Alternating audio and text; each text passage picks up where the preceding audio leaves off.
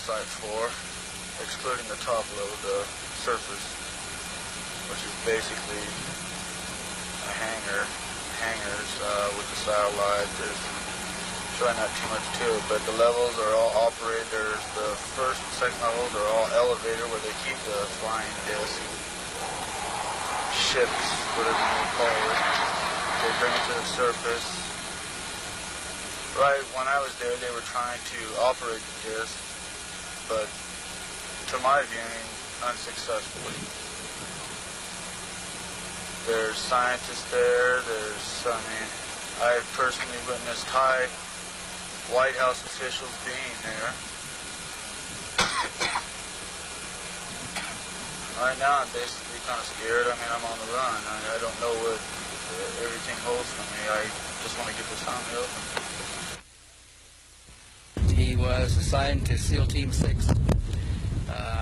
He said that he was a security guard at level 2 of S4 in Area 51, and he described Area S4 as a facility occupying at least 4 levels. He was aware of 4. He worked on level 2. He passed through level 1. He never saw level 3 or level 4 because no military people were allowed below those levels. Only people with very specific clearances could go to level 3 and level 4.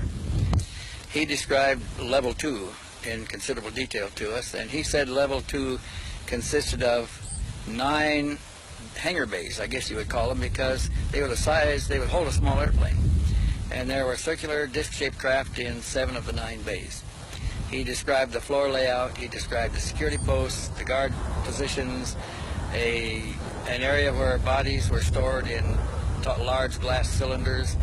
He described special equipment, he described the monitoring equipment, the security system to go down to levels 3 and 4.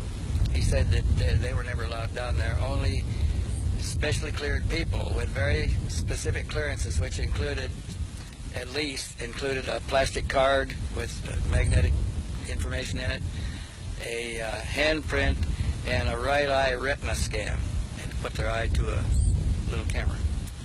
And if they passed, they could go down. If not, their instructions were to arrest them immediately and have somebody from above come down and get them. It's a very vast complex. Big place. Big place. The elevators are right here. There's 4 elevators. 3 and 4 are extremely security. There are no sentries down at 3 or 4. And the levels of 3 and 4, I don't know what goes on down there. I heard something about an Eddie or EB down there. I'm not too familiar with what it is, but as you get off the elevators, you get off, and this is level 2. You walk in, the bays are over here. They're all separated by like an automatic doors that open and close each bay. Walk down, there's 5 on each side. There's a hallway right there, and each of these bays have elevators. It'll bring them all the way to the top. It'll bring the whole floor all the way up with a hydraulic system. Now, as you walk down, there's a lot of machinery right here, which I have no recollection of what it does. I believe I've never been in that area. My job was to be a sentry for these 3 gates and up above in the level complex, and sometimes I would be walking down here escorting people. Now, over on this, there's a hallway down here that breaks off, which is there's a big computer system right here. I believe it's a computer system. I'm not going to say for sure.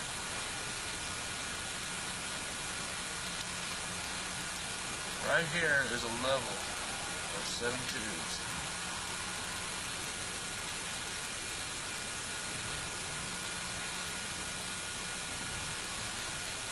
These tubes are about 2 feet in width.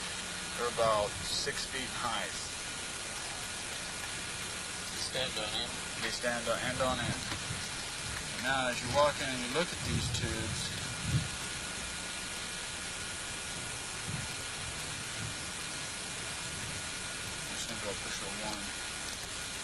exactly the same, and the creatures inside are completely identical. There is absolutely no way that I can see of identifying each and every one of them individually.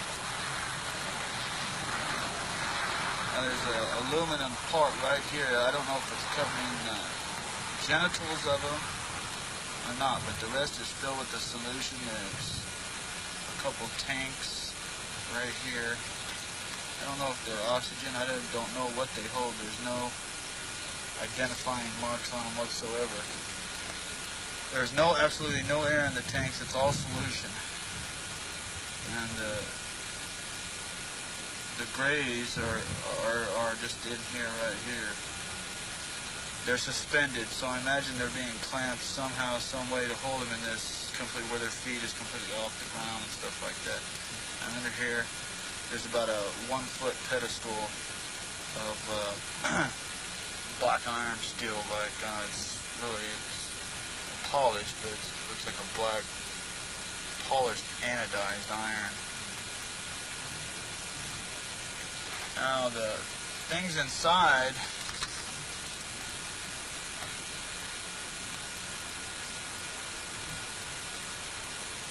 I mean, resemble what everybody sees, and